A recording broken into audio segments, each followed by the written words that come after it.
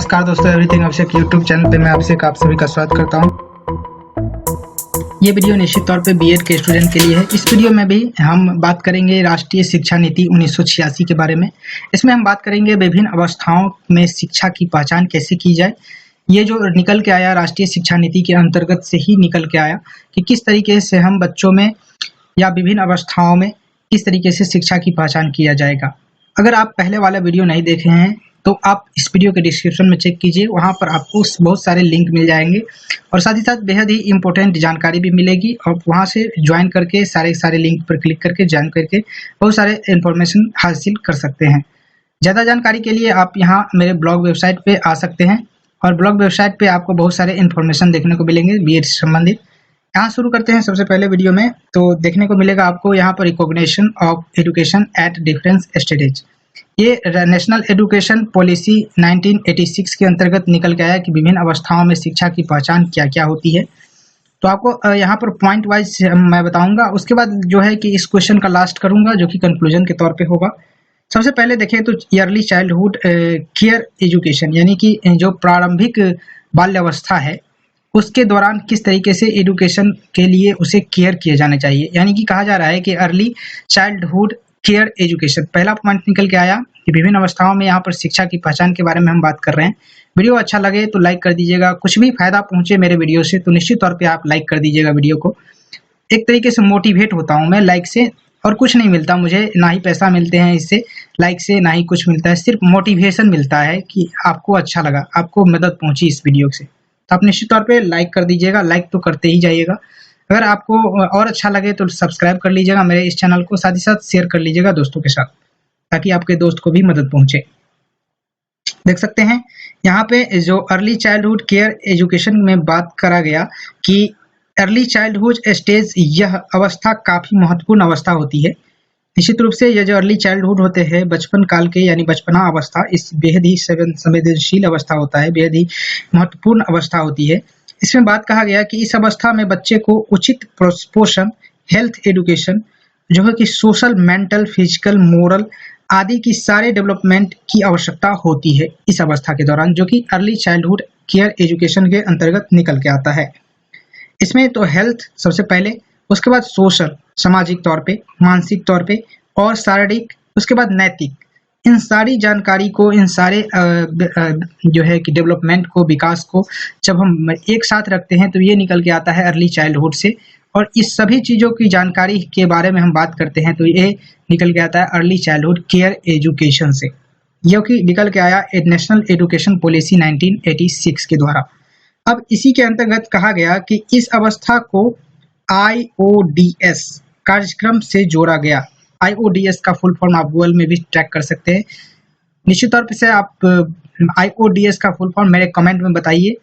मैं चाहता हूं कि आप लोग कुछ सर्च करें और कुछ जानने की कोशिश करें। तो IODS का फुल फॉर्म आप कमेंट करके मुझे बताएं। निश्चित तौर पे यहाँ देख सकते हैं दूसरा पॉइंट में निकल के आया कि प्राइमरी एजुकेशन की बात कही गई, जो पहचान के तौर पर विभिन्न अवस्थाओं में जो शिक्षा के पहचान के बारे में बात किया गया राष्ट्रीय शिक्षा नीति 1986 के द्वारा।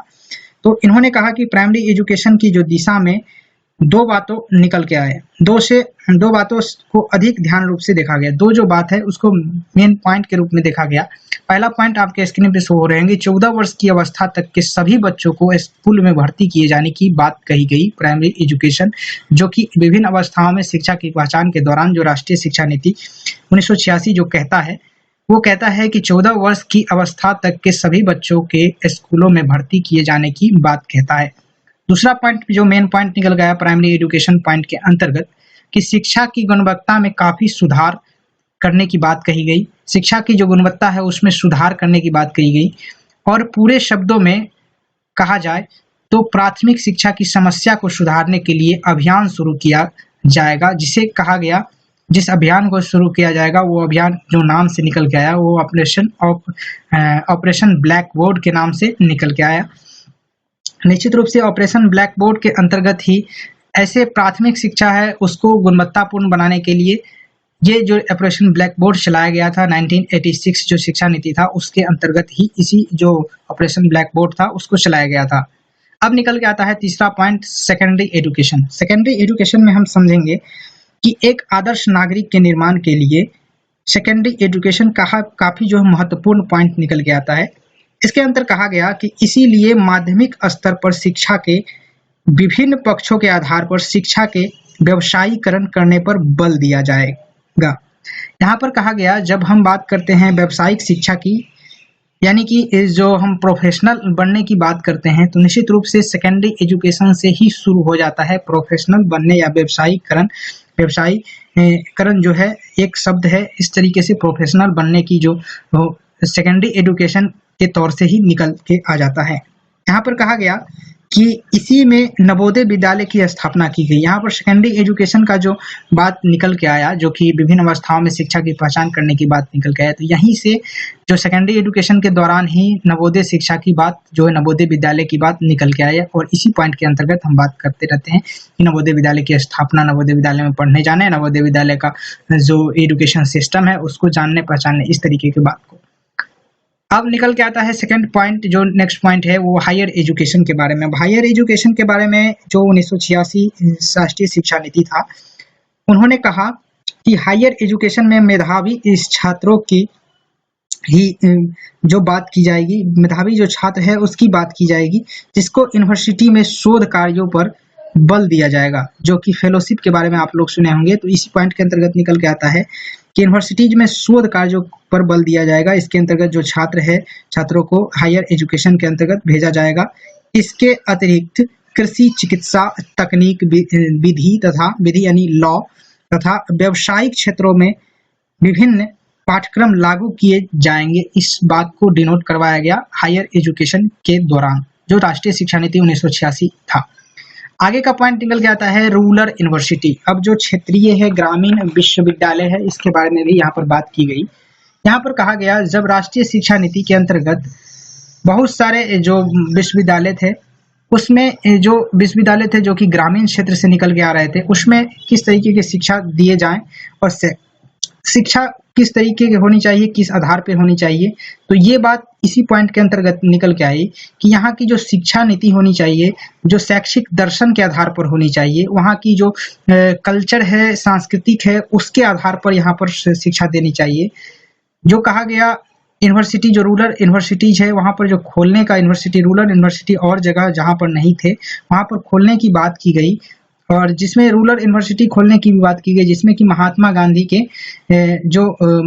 के जो बेसिक एजुकेशन सिद्धांत थे उसको भी मान्यता मिलेगी इसके अंतर्गत। ये यूनिवर्सिटी खोलने के अंतर्गत जो है कि यानी कि बेसिक एजुकेशन जो सिद्धांत थे महात्मा गांधी द्वारा दिए गए थे, इसके इसी पॉइंट के अंतर्गत निकल के आता है कि रूरल यूनिवर्सिटी का जो खोलने की बात कही गई थी, वो बेसिक एजुकेशन यानी बेसिक एजुकेशन जो महात्मा गांधी के बेसिक एजुकेशन का सिद्धांत था, इसी पॉइंट के अंतर्गत ये भी बात निकल के आता है। यहाँ पे आगे देखते हैं इस पॉइंट, नेक्स्ट पॉइंट में, कि technical and management education. Technical and management education की बात करते हैं तो यहाँ कहा गया कि राष्ट्रीय शिक्षा नीति के अंतर्गत टेक्निकल तथा मैनेजमेंट एजुकेशन यानी कि प्रबंधन एजुकेशन शिक्षा को दो अलग अलग धाराओं में चल रही है, यानी कि जो अलग अलग धाराओं में चल रही है, टेक्निकल और मैनेजमेंट एजुकेशन दो अलग धाराओं में चल रही है, इसको जो है समन्वय करने की बात की गई, उसको जो एक साथ जोड़ने की, दोनों एक दूसरे पर डिपेंड करने की बात कही गई, दोनों को एक दूसरे पर जो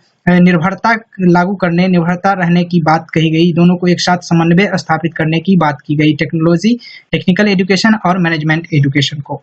उसके बाद निकल के आया नेक्स्ट पॉइंट में 7वां कि टीचर एजुकेशन। टीचर एजुकेशन में बात की गई कि शिक्षक के लिए जो ट्रेनिंग प्रोग्राम चलाए जाते हैं, इसकी बात की गई। इसमें टीचर ट्रेनिंग की भावना, जो टीचर ट्रेनिंग की जो कार्य है या जो है कि टीचर ट्रेनिंग कराने की जो मंशा है सरकार को, तो ये सभी चीज़ों की बात की गई इसी पॉइंट के अंतर्गत। टीचर एजुकेशन के अंतर्गत जो बीएड एजुकेशन है होता है, डीएलएड होता है, बहुत सारे ऐसे एजुकेशन होते हैं, इस सब को एमएड होता है, तो ये सारे के सारे चीज़ इसी पॉइंट के अंतर्गत आए, जो कि टीचर्स एजुकेशन के अंतर्गत आए। इसी टीचर एजुकेशन कहा गया, जो कि इसे जो है टीचर एजुकेशन कहा गया, यानी कि टीचर शेड्यूल बी ट्रेंड, यानी कि टीचर शुड बी ट्रेंड, यानी कि टीचर को शिक्षित जो ट्रेंड होने की बात कही गई।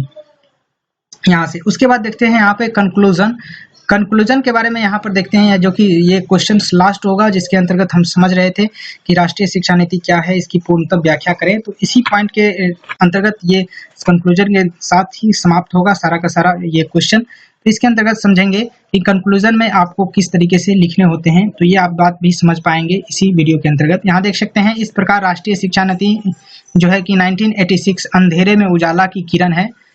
और कहा गया कि ये जो बात है कि कहा गया जो राष्ट्रीय शिक्षा नीति 1986 जो है कि अंधेरे में उजाले की बात को कहा गया इस तरीके से कि जिस तरीके से ये शिक्षा नीति आया उस तरीके से शिक्षा में निश्चित तौर पर सुधार होने की बात निकल के आता है। और आगे कहा गया यहाँ पे देख सकते हैं कि लेकिन नैतिकता के अभाव में इसका विकास नहीं हो पाया। निश्चित रूप से यहाँ पर जो नैतिकता के अभाव में इस जो शिक्षा नीति था उसको सर्व रूप से लागू नहीं किया गया, और वरन इसमें नैतिक शिक्षा के विषय में व्यापक रूप से कहा गया, साथ ही सांस्कृतिक संरक्षण पर बल दिया जाता है। निश्चित रूप से जो ये जो शिक्षा है नीति है, शिक्षा नीति है, राष्ट्रीय शिक्षा नीति 1986, इनसे अंतर्गत जो है सांस्कृतिक संरक्षण पर भी बल दिया गया था निश्चित रूप से। और यदि इसे पूर्ण रूप से पूरे संकल्प से लागू किया जाए तो देश की शिक्षा में काफी सुधार लाया जा सकता है निश्चित रूप से। तथा भूमंडलीयकरण के इस युग में हम सभी पहचान बनाए रखते हुए विश्व के साथ कंधों से कंधे मिलाकर हम चल सकते हैं। ये कंक्लूजन था, ये जो क्वेश्चन था राष्ट्रीय शिक्षा नीति की व्याख्या करें, इसके विशेषताएं समझें, इसके जो रिकॉग्नाइजेशन ऑफ जो है कि एजुकेशन किस तरीके से इसका विभिन्न अवस्थाओं में शिक्षा की पहचान क्या निकल के आता है इस शिक्षा नीति के अंतर्गत। तो ये सारे के सारे बात समझे, साथ ही साथ हम समझ लिए कंक्लूजन को। तो इस वीडियो में बस इतना ही। तब तक के लिए जय हिंद, वंदे मातरम। लाइक कर दीजिएगा, शेयर कर लीजिएगा। Thank you for watching this video. जय हिंद, वंदे मातरम।